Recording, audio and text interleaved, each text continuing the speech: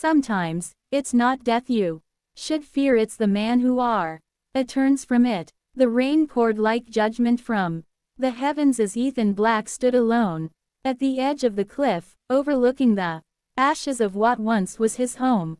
A fire had consumed the Black family estate. But it wasn't the fire that destroyed his life. It was betrayal. 3 years ago, Ethan was one of the most respected entrepreneurs in the city. A self-made man, he built his empire with loyalty, hard work, and a tight circle of friends he considered family. Among them were Adrian, his childhood friend, Marcus, his financial advisor, and Serena, the woman he was set to marry. They were his inner world. But that world burned. One night, Ethan received an anonymous message. They're planning something. Don't trust them. At first, he dismissed it as a prank. But something about the message made him uneasy. He began to dig. What he found nearly broke him. Secret accounts in Marcus's name, company shares transferred to Adrian, and a hidden affair between Serena and Adrian. Still, he confronted them not with fury, but hope. Hope that it was all a mistake. That his mind was playing tricks on him. He was wrong. They invited him to the estate that night to talk, but instead of explanations, he was dragged deep into the woods behind his home, and buried alive. Only fate, or perhaps sheer vengeance, spared him. A late-night camper nearby heard faint scratching sounds and followed them to the grave. When Ethan clawed his way out, bloodied and half dead, the man screamed, but helped him. The world believed Ethan Black died in a fire that same night, an accident. The media said, funeral, obituaries, a legacy buried. But Ethan was not dead. 3 years later, the city had forgotten Ethan Black. But Ethan hadn't forgotten the city or the 3 who betrayed him. He returned under a new identity. No avail. Clean-shaven, scarred, and colder than ice. He had spent those years training, healing, and planning, learning everything about revenge. Not just to kill but to ruin.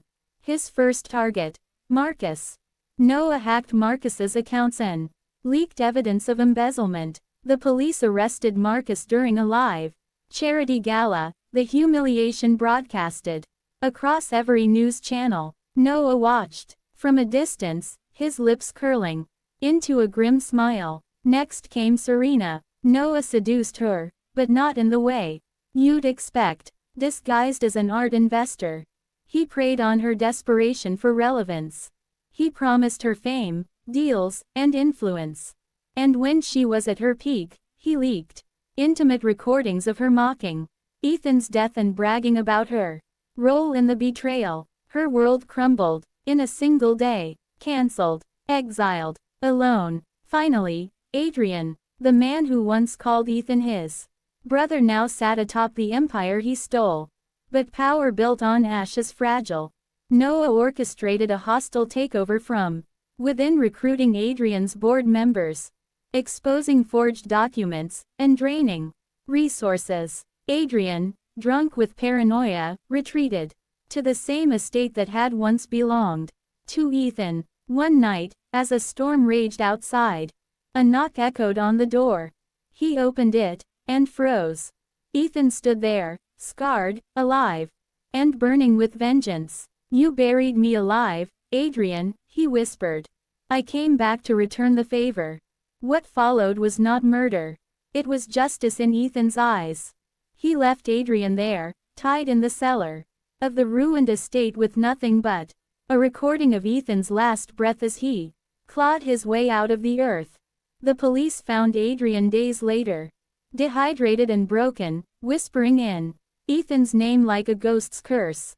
Epilogue. Ethan Black vanished once more. Rumors whispered of a man with fire in his eyes, righting wrongs from the shadows. Some say he became a legend. Others say he became a monster.